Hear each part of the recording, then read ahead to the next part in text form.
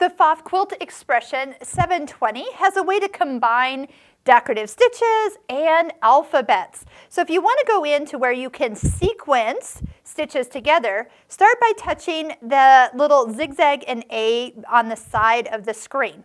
When your screen turns green, you know that it's waiting for the stitches you want to enter. When you go to your menu, if you've got your stitches up, touch your A, and I'm going to go ahead and choose our first alphabet. And I'm going to just type in Pfaff. I love that I can see how it's spelled. If I need to, I can back up. I've got alphabets that are uppercase, lowercase, all different languages and numbers. And if I needed a space, that's that little guy right there. So once I have my letters in, I can touch OK.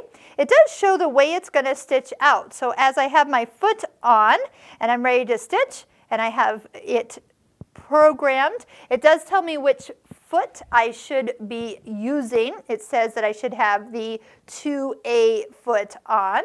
2A is the one without the IDT, so make sure you disengage it before you try to put the foot on. I know some people can get it on with that, and well, then it really doesn't work at all. So once you start to stitch, you can go ahead, you can use the start-stop button, and just let it stitch out. Now you do want to find that you have the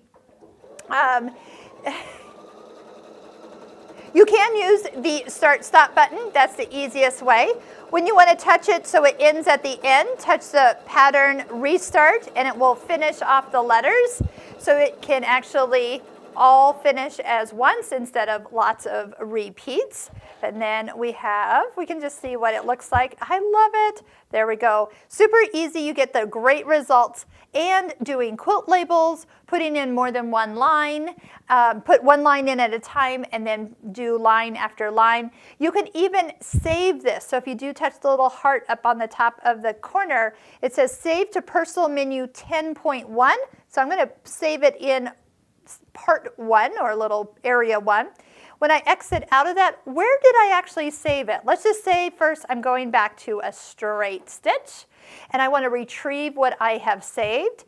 This is actually part of our menus way at the end where the heart is. So if I go to where the personal menus are, there's actually 1, 2, and 3. It went in the first one.